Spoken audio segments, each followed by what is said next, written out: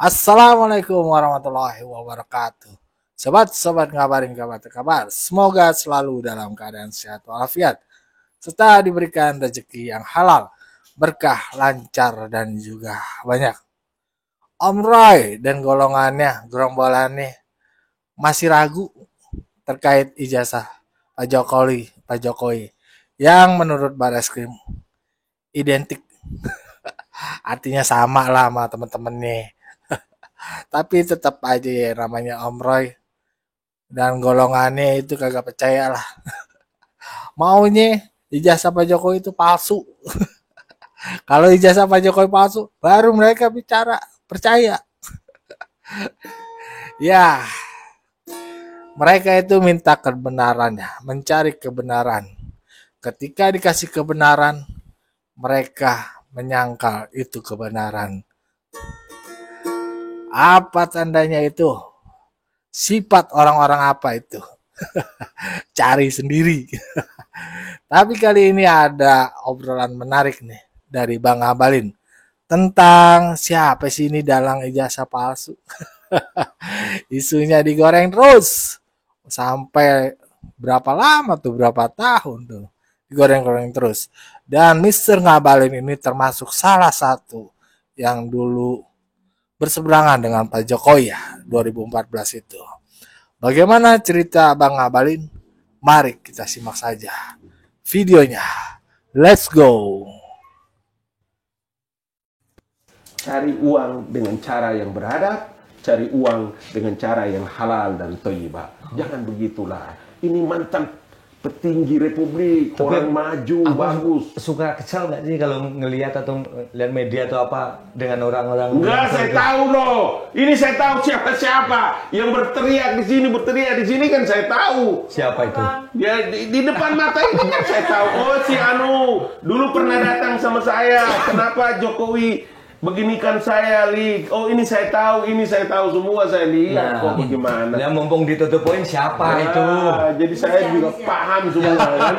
Yang dibalik itu kalau yang muncul di media kan kita tahu. Nah, yang dibalik itu makanya saya bilang tadi siapa? Orang-orang ini kan cuma dihitung dengan jari saja siapa-siapa gini. Hampir every day, setiap menit, setiap jam, setiap detik. Itu artinya berarti sebenarnya ada orang di balik mereka-mereka ini.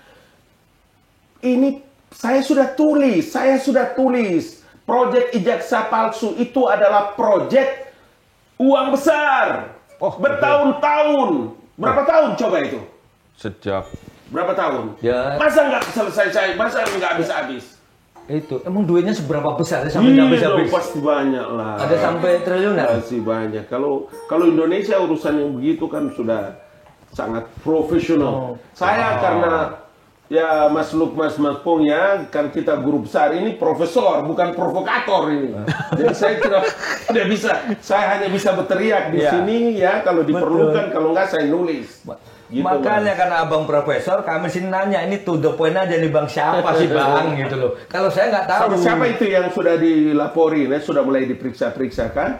Kita tunggu aja nanti bagaimana. Saya juga berharap ini menjadi satu pelajaran penting orang seperti Presiden ke-7 Joko Widodo yang seumur saya ada di kantor Istana Kepresidenan, di kantor staf Presiden, tidak pernah sedikit pun pandangannya atau gesturnya yang marah, yang apa sama saya tidak pernah.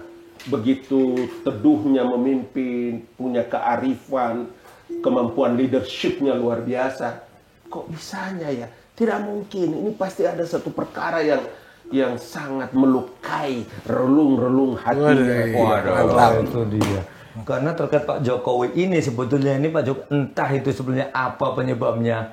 Ini banyak yang negatif ke beliau. Satu ijazah itu bapaknya. Anaknya dibawa minta ada rekomendasi untuk diganti. Gimana itu Bang lihatnya? Kalau kita memilih demokrasi sebagai haluan politik kita di tanah air, jangan Anda marah dong. Ini keputusannya bukan keputusan abal-abal, keputusan Mahkamah Konstitusi. Dia bilang, iya ada paman di sana, kan paman ini nenek moyangmu. Emang paman sendiri, 9 orang di sana, matamu itu. Ini baru ngabalin. Iya dong, masa begitu caranya? 9 orang di sana, keputusan Mahkamah Konstitusi itu adalah final and binding. Emang saya tidak pikirkan masa depan anak saya? Saya sekolahkan ke Amerika, saya kirim ke Jepang, saya kirim ke Korea. Dia harus sekolah, saya harus pikirkan. Dia pulang, saya harus membangun jaringan untuk dia bisa begini dan begini. Dia ada ilmu. Kalau hari ini Jokowi kemudian anaknya menjadi wakil presiden, dynasty. Matamu. Itu berarti abang secara langsung beliau kepada mereka yang mengusulkan itu nggak melek atau bagaimana? Ya mudah-mudahan Allah berikan hadiah keberkahan supaya bisa ada kesadaran. Tapi kalau begini tinggal ya kita tunggu aja, kalau nanti di Salemba kita datang atau di Sukamiskin kita juga tengok atau di apa sana Tangerang apa gitu kita datang aja. Ya urusannya sudah masuk di ranah yang tidak bisa kita punya tangan ada di situ. Bayangkan orang sekelas Joko Widodo harus tenteng-tenteng ijazahnya datang ke Polda dan lain-lain segalanya. Kan lucu. Orang itu semua, teman-teman saya dari luar negeri juga tanya, brother, ini bagaimana ini? Udah ente dengar dari saya, apa yang saya bicara ini kepastiannya tidak usah Anda ragu. Please. Gitu. You trust me, kau harus percaya sama saya. Oh, jadi luar negeri juga memperhatikan juga ya Iya. kasus ini. Jadi Bayangkan, abang harus menjelaskan itu ke mereka. bayangkan hampir di setiap medsos itu menjelaskan dalam hitungan waktu mungkin minggu depan Jokowi akan ditahan, akan dipenjaraan dan macam-macam ngomongnya. Kan geger kan? Iya. Di dunia internasional begitu dipuja dan diagung-agungkan seorang Joko Widodo, putra Indonesia yang luar menggetarkan Asik. dunia, Pak. Brother. Brother. Dilanjutkan dengan seorang presiden jenderal bintang 4 yang begitu gagah dan berani. Aduh, kacau deh. Coba dia serang Prabowo. Coba saya mau lihat. Berani nggak? Kalau nggak terlipat-lipat kau dibikin.